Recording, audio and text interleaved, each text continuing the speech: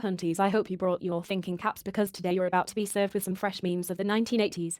Between the years 1945-ish and 1975, America fought in the Vietnam War to aid the French, who were fighting to retain control of their Indochina colony under the belief that communism would spread throughout Asia.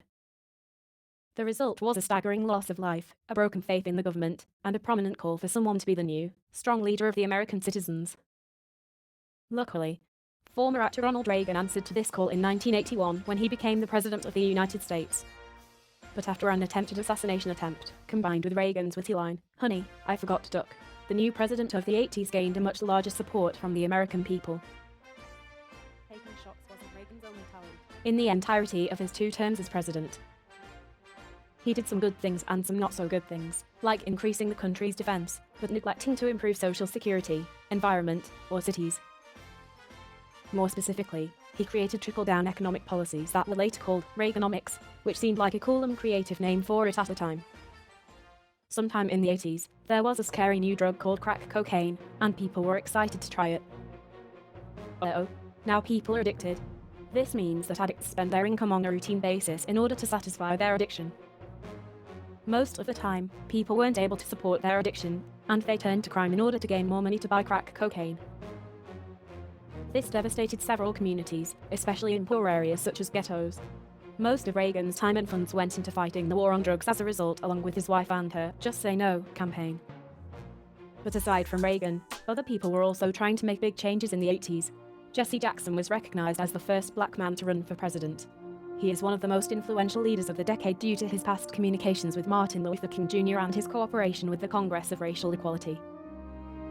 Jackson also worked independently with anti-American regimes to secure the release of prisoners. He frustrated the Reagan administration by traveling to Syria in 1984 to win the release of an American fighter pilot.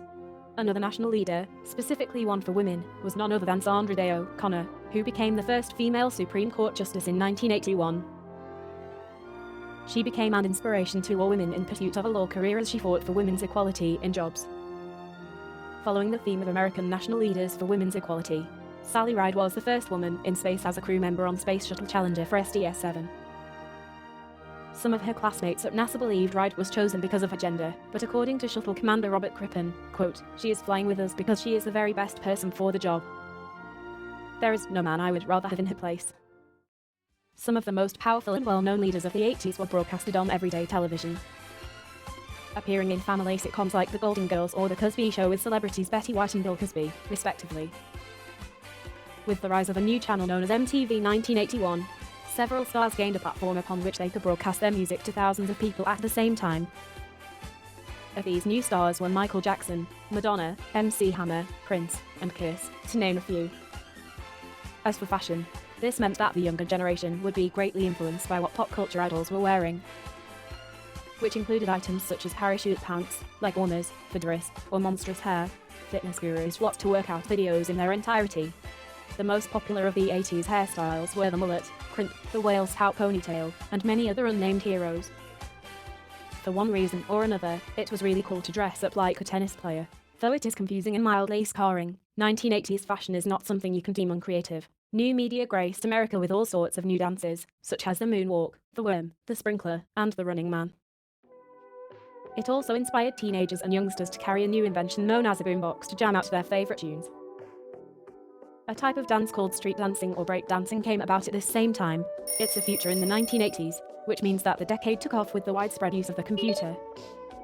Using this device, people could do anything they put their mind to, but its main purposes were word processing, gaming, doing homework, and programming. Other groovy technological advancements of the 80s included things as complex as DNA fingerprinting, the disposable camera, and even the Nintendo Game Boy system. The Game Boy was an instant hit as arcade gaming had been popular since the 70s, and the industry was a sitting duck when it came to portable gaming. While television was coming out with popular shows such as My Little Pony and the Teletubbies, Nintendo matched them with Super Mario World and Tetris. On April 12, 1981, Columbia blasted into orbit to inaugurate STS-1, the maiden voyage of the Space Shuttle program. This marked the first launching of a space shuttle in history.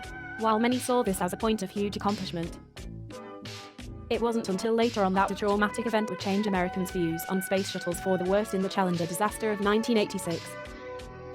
Carrying a female high school teacher, passenger aboard and 6 others, The nation tuned in to watch this monumental moment on live television. However, the Challenger exploded and killed all 7 astronauts on board, as many were in shock as to what had happened. The World Health Organization announced that smallpox was eradicated. Later on, the first vaccine for hepatitis B was created. But one of the most groundbreaking medical advances of the 80s was the first permanent artificial heart, which thousands of people benefited from. Not only did this invention save lives, but it also contributed to other medical advancements. As the AIDS virus caused nationwide grief and desperation for a cure, scientists and researchers worked relentlessly to find a way to prevent AIDS deaths. In 1984, the National Cancer Institute announced that they had found the cause of AIDS. With this information, they could inform citizens on how to prevent AIDS. In 1988, the World Health Organization declared the 1st of December as the first World AIDS Day.